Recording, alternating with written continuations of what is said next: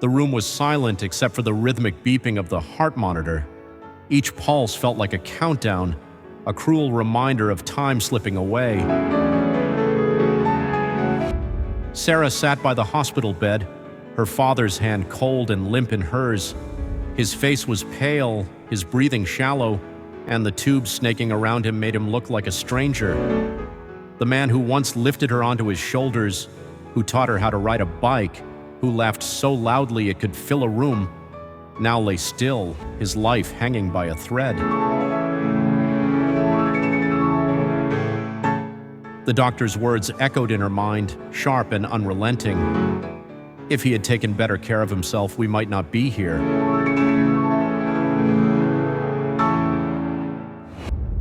Sarah's chest tightened, guilt clawing at her insides. She had heard her father's warnings for years. Take care of your body, Sarah. It's the only one you've got. But she had brushed them off, too busy, too tired, too something to listen. Now, sitting in this sterile, suffocating room, she couldn't escape the truth. This wasn't just her father's story, it was hers too. The monitor beeped faster, snapping her out of her thoughts. Her father's eyes fluttered open, and for a moment they locked onto hers.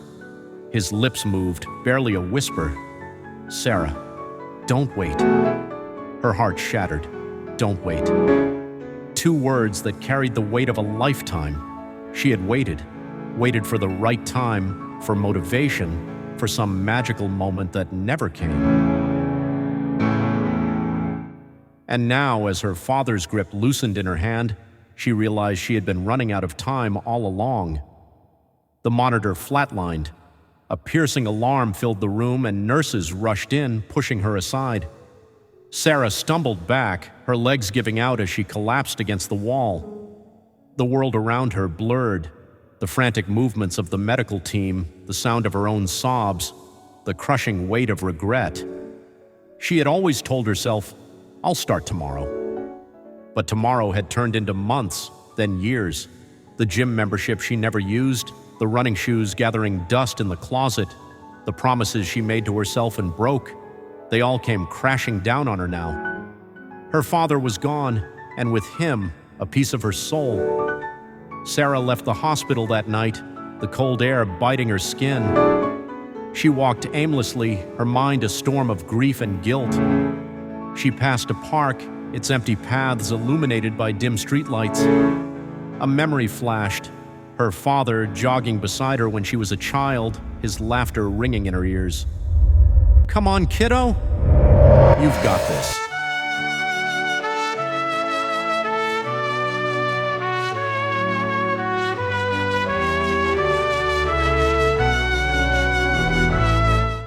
She stopped, her breath catching in her throat. She couldn't change the past, but she could fight for her future, for the life her father had wanted for her, for the moments she still had left. Sarah ran. She ran until her lungs burned and her legs screamed. She ran through the pain, through the tears, through the regret. Every step was a promise, to herself, to her father, to the life she refused to let slip away. When she finally stopped, gasping for air, she looked up at the sky. The stars were faint, but they were there. A reminder that even in the darkest moments, there was still light.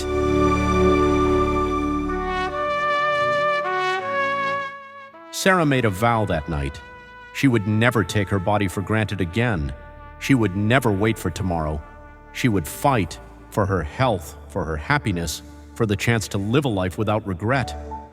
Because the strongest reason to work out isn't about looking good or fitting into a smaller size.